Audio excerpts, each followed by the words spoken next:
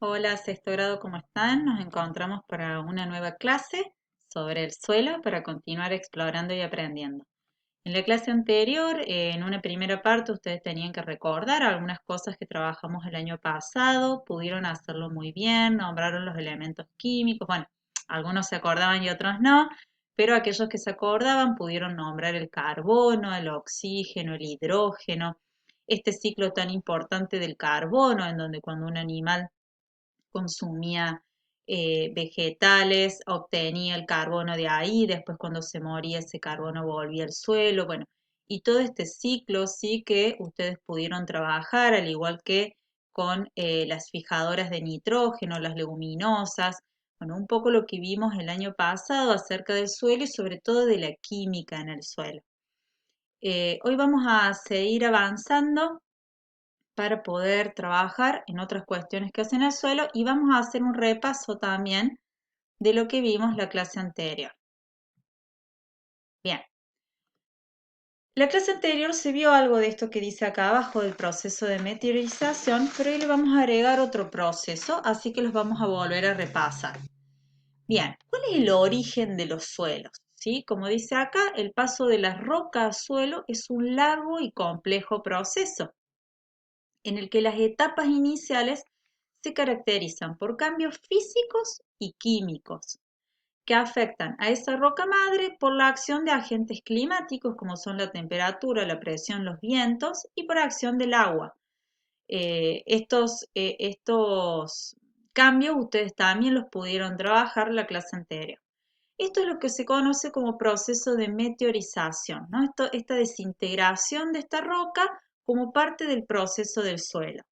Esos cambios físicos tienen que ver con esta desintegración y los cambios químicos tienen que ver con estos efectos, por ejemplo, del oxígeno sobre la roca que hace que esa roca se oxide. Uno de los cambios químicos que puedo nombrar, pero hay varios.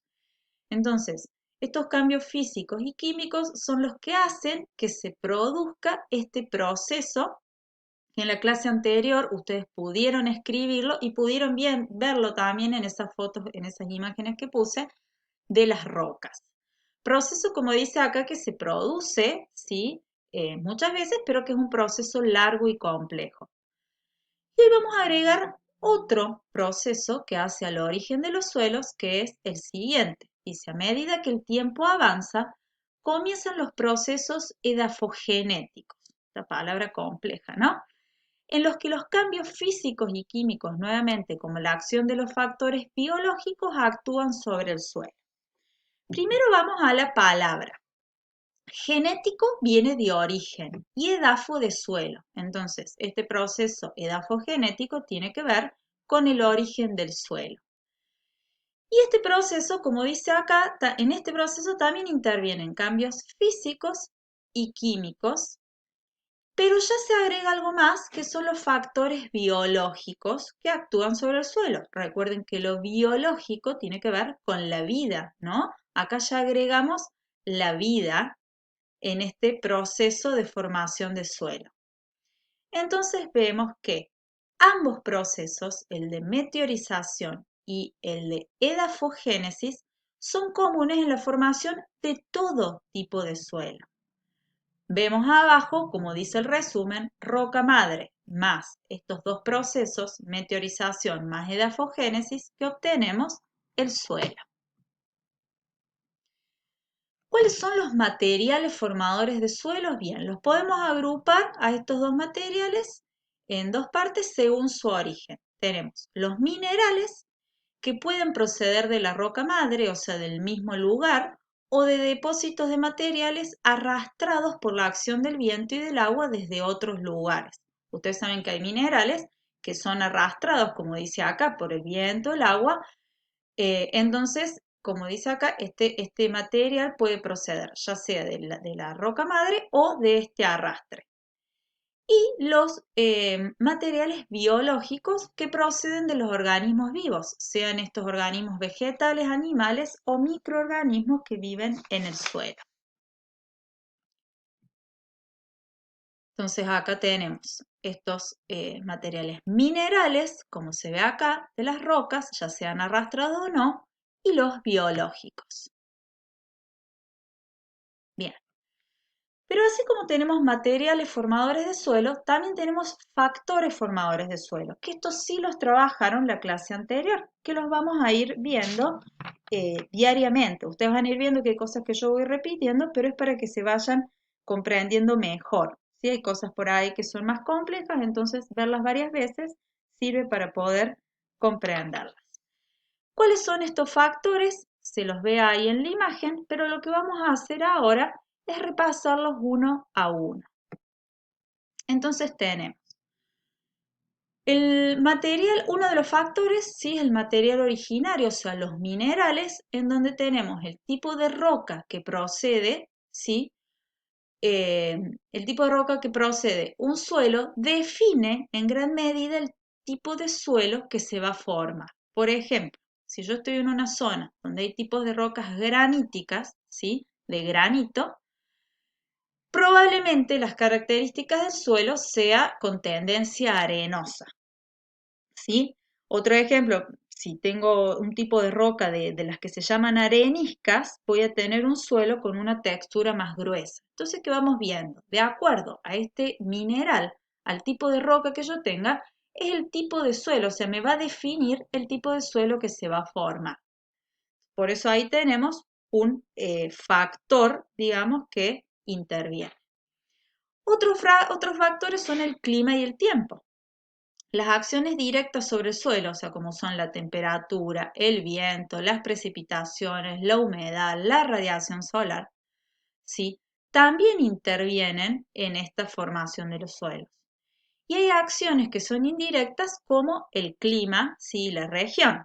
Y una de las acciones indirectas, por ejemplo, si yo estoy en una zona desértica, los suelos van a ser bajos en contenidos de materia orgánica. ¿Y por qué? Porque la radiación solar es mucho mayor, ¿sí? Porque es un clima, como dice ahí, desértico, ¿sí? Donde hay mucha arena. Entonces, ustedes van a ver que en lugares desérticos hay mucha menor cantidad de árboles. Bueno, tiene que ver, ¿no es cierto?, con esta cuestión de la materia orgánica.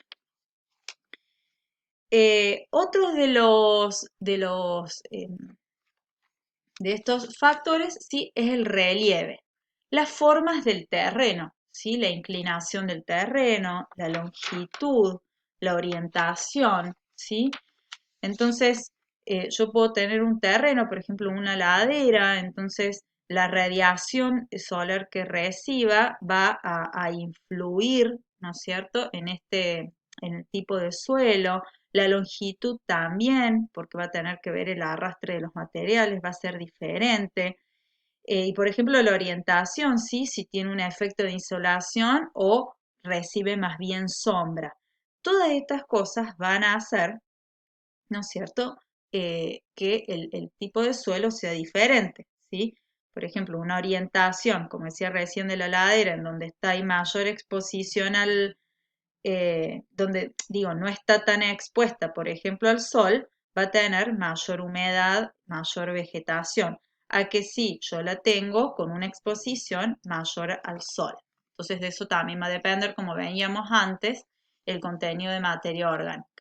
Y también vemos la acción biológica, ¿sí? La materia orgánica, la acción de las plantas, los animales, los microorganismos y el hombre sobre el suelo. El tipo de suelo también va a depender de esta acción. Entonces ahí vemos todos estos factores que veíamos la vez anterior, pero con mayor detalle. Y volvemos nuevamente a los horizontes, que la clase pasada también los pudimos ver. En general, cuando ustedes vean las imágenes de los horizontes van a ver que empiezan en el A, ¿no? Este horizonte que ustedes pudieron poner, que es muy rico en materia orgánica, este horizonte B, donde está la mayor cantidad de los minerales más bien finos, y este horizonte C, donde están y D, en el C los fragmentos de roca madre y en el D la roca madre. Entonces nos preguntamos cuáles son los componentes del suelo. Estos componentes que son iguales, no iguales, digamos, que están en todos los suelos, que después veremos en realidad qué variaciones tienen. Pero los componentes del suelo son el agua, el aire, los minerales, ¿no? Esta materia inorgánica y la materia orgánica. pueden ver bien en este gráfico la cantidad de minerales que hay, o sea, de materia inorgánica, fíjense que es un 45%, que difiere a la cantidad de agua que hay, a la cantidad de aire en misma proporción, y fíjense que de materia orgánica tenemos un 5%, ¿sí? Que acá vemos materia orgánica, ¿sí?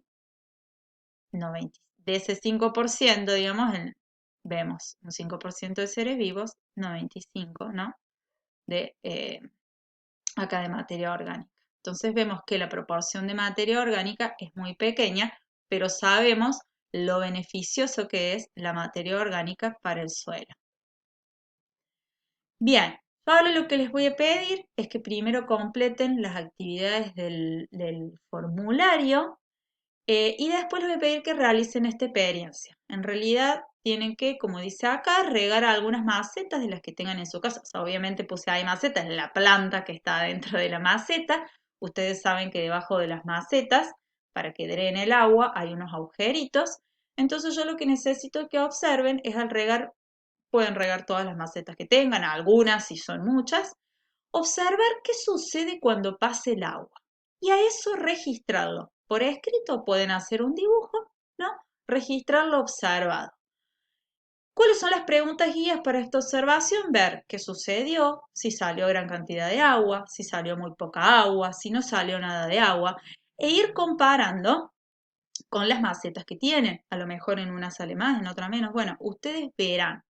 Pero agudicen la observación, regístrenlo a eso en su carpeta y ya van a ver que en el formulario ahí les explico cuándo vamos a retomar esto.